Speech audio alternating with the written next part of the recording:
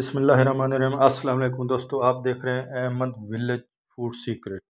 आज की जो हमारी रेसिपी है वो है गोभी बनाएंगे, वो भी विलेज स्टाइल में। मुझे तो बहुत पसंद है।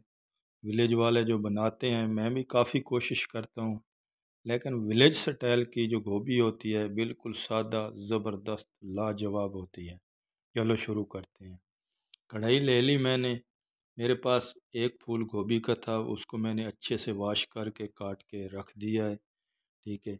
मैं जब भी गोभी बनाता हूँ उसमें आलू नहीं डालता। जब आप गोभी में आलू डालते हैं ना, बस आप नक्शे ही बदल देते हैं। मैंने एक प्याज ले लिया, सिर्फ एक प्याज लिया। सब्ज़ी जब भी बनाया करें प्याज कम से कम डाला करें। ठीक है। मेरा हाफ प्याज हो गया था। अभी मैंने एक चम्मच लहसुन अदरक डाल दिया है।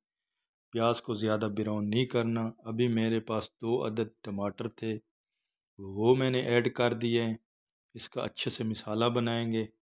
इसके बाद मैं 1 चम्मच से कम नमक डालूँगा, सुरख मिर्च डालूँगा, धनिया पाउडर, ज़ीरा पाउडर, हल्दी, ये मिसाले जाएंगे।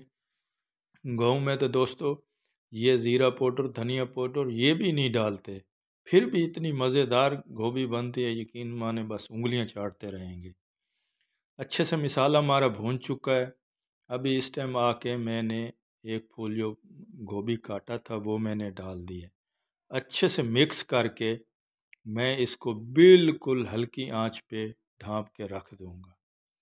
देख सकते हैं मेरी गोभी रेडी हो चुकी, अच्छे से गल चुकी है, टूटी वगैरह नहीं है, हलवा वगैरह नहीं बनी, गल भी इस तरह गई है कि बस लाजवाब बनी है।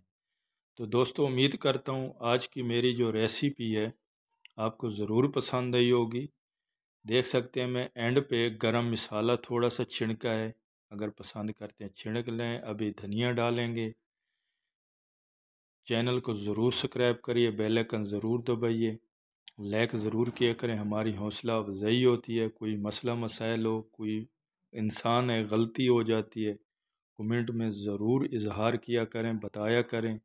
ये आपका काम होता है बताना। हमें दें इजाज़त। अल्लाह हाफ़िज़।